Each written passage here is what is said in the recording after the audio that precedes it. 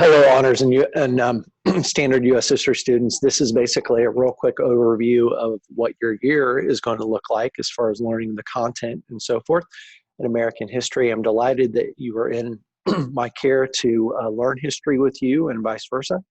So let's go ahead and get started. If you can't attend open house, then this is kind of a quick overview. Basically, a lot of people say, well, okay, standard and honors, what is this U.S. history that we're going to be learning about? And the answer is really what we're doing is we're going from the early presidency of George Washington up until basically as modern as we can get, which in a perfect world would be, doing a lot of depth with modern presidents. But we usually in the past have gotten to about 9/11 or the effects of it. So just keep that in mind as we progress. A lot of students have been asking, at least over the course of the years, what do we need to do to be successful? First of all, understand that your teacher is here to provide you support and also to challenge you. So that means that when we have class, when we do the remote learning, the way we are now, students will basically have 2 class sessions a week, Monday and Wednesday or Tuesday and Thursday. And what we plan to do in those particular sessions is we're going to dive into this content as best we can. We're going to look at key themes, key details. That really is not going to be that much different. But where students are going to have to do, I think, some individual work as well is preparing by looking over what are the objectives for this week going to look like, completing the readings, completing the assignments, etc. Students are typically going to have an assignment that's more what I call primary source, or maybe something that requires them to do a little bit of more insight with research or whatever. Almost always those will be things, if they're primary sources, where I will provide them to the students and they'll read those and complete some analysis questions, submit those as an assignment. Those, unless otherwise stated, are meant to be individual assignments that students, excuse me, will be posting to Canvas. They can type them, but keep in mind, Turnitin will be used to see about student originality with their scores. So again, this needs to be individual work. I'll get to that more in a moment if we have time. And then the second thing that we want to make sure that they do, if they prefer handwriting things, which certainly I prefer that method, they can still submit it that way. Just take a screenshot, make sure that your writing is legible. And that is an option as well. So the second assignment is going to be more or less kind of like I guess what people would say a formative thing to kind of see how students are connecting the dots with what they've read, what they've heard, as far as maybe our conversations, the assignments that we're doing, the vocab that we're asking them to interact with. And those are going to be assignments that, for the most part, there might be a little bit of variation, so be patient. But for the most part, those are going to be assignments where students will be going through a series of multiple choice questions and things along the lines of vocab. And they can go through those as many times as they want. And the thing that they're going to find is that, let's say they go through the first one, they get 100 on it, 50 out of 50, whatever the score might be, they can continue to do those to actually see that they're making progress. And the reason being is because the way that we're going to have those set up is that there will be a bank of things related to those items that they're not always going to see the exact same items every time that they take it. So what does that mean? It means that they have an opportunity to be able to see, okay, what did I do well? What did I not do well? And they can continue to get better. Usually on Fridays, we might make this available earlier in the week, but probably not earlier than Wednesday or Thursday, but Friday for sure for now. The students are going to have what we're going to call a summative, basically review assessment. That's going to be in the larger scale category. The way that we're going to be doing things a little bit more with this remote learning, hoping we can change this a bit, is that students are going to have smaller chunks in their quizzes per week instead of your larger tests, at least for the moment. But the caveat to that is that students, once we get beyond week 1, and this is in my greeting, we're looking at history as a building block, right? We know that all the subjects in their own way are building blocks. Math has a building block concept for the next day, etc. History has obviously things that precede what we're studying that kind of give us a little bit of context and understanding. So what do I mean by that? Well, with the exception of our first week, every summative quiz on those Fridays or whatever will be a series of items that are new to them, right? In other words, they've not been quizzed on it before as far as summative wise, but they're always going to have a series of questions that are review, right? So we're constantly asking for them to keep their knowledge long term. And those will be things that they can take up to 2 times. Now, those are going to be timed assessments, but they'll be able to take those up to 2 times for, as of now, the average of the 2 scores. Okay, so let's say a student takes, the summative and they make an 80 and they're like, well, I mastered, but I really want to do better. They can actually take the quiz a second time. But the catch to that is the way that those quizzes are going to be set up is that they're not guaranteed that they're going to have the exact same questions, because what we've created is a bank that puts them in a position to take certain questions from certain eras and others. And so therefore they'll constantly see recycling through. I hope that makes sense. If not, feel free to certainly ask me about it. Okay, so I posted a video to your email just a couple of days ago that basically gave some perspective on how Canvas will be used. For the most part, we're going to use it the way that I explained. But, if you're looking at it, you're always going to have like, okay, what's your week looking like? Now, if I'm a student, which, I have been in the past, obviously, I would basically look at working through these things throughout the week as tasks. Okay. So for example, we have class, first period or 0 period for third period, excuse me, trying to get my words correct there, on Mondays and Wednesdays. That would be a good opportunity for students to really preview vocab. Okay. If they have class Tuesday, Thursday, same basic thing.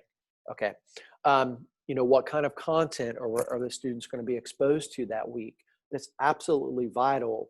That mastery with those different assignments and assessments are all going to be basically contributing to helping them learn and seeing what they've learned and how they've mastered things.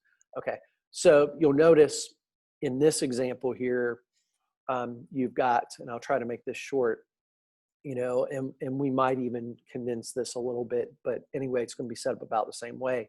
So students will have about 5 to 6 objectives per week. Okay, what do we want you to really home in on when you're, in class, when you're basically reading? And we are going to ask you to read primary, readings and also primary sources.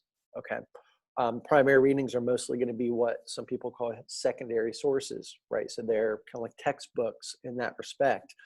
And then you're going to notice that after class on Monday or Tuesday, the students are going to be given an assignment that they'll want to submit, preferably by the end of that evening. That's kind of the expectation.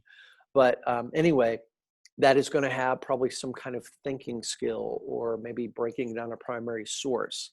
Okay. And those will be submitted to Canvas. Now, again, students can handwrite those. They can obviously type them.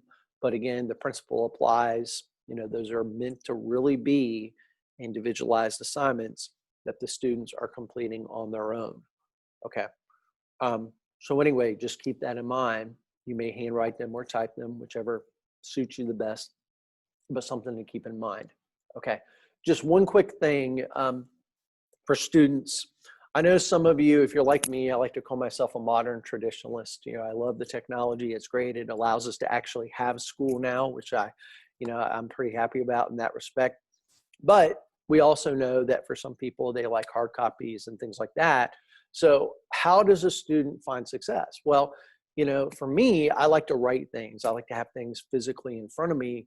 And every student, if they come through what I call the source line or resource line, is going to get a copy of my course pack.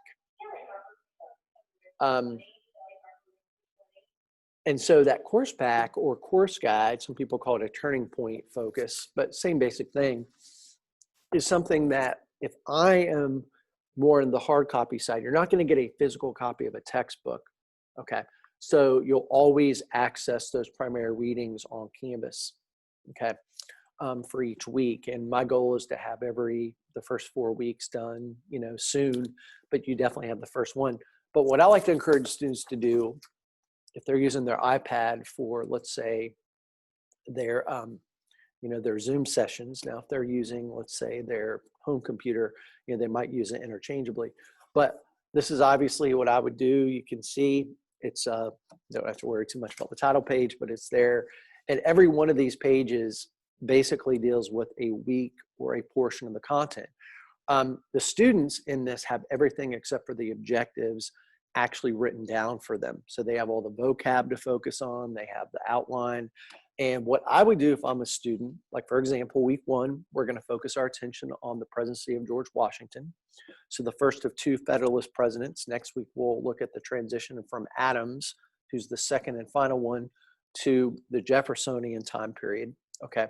So what I like to do is, if you're more like me, just demonstrating this, I like to put some loose leaf paper and basically have it beside me. And what you might do, students, is maybe create like a line in the middle here. You could do this with regular typing pages too, if you wanted to, if you prefer doing that.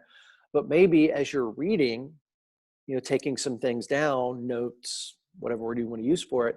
And then in class, you would have a separate side that actually does that. Now, when I say notes, that's not just, well, I'm just going to regurgitate everything that's on the page, but maybe even putting what questions, could I bring into the good discussion? Because guys, I do want us, those parents that have had students have had me before, that I really like discourse. Discourse makes history more fun, enjoyable, and more importantly, in a lot of ways, more applicable. Okay.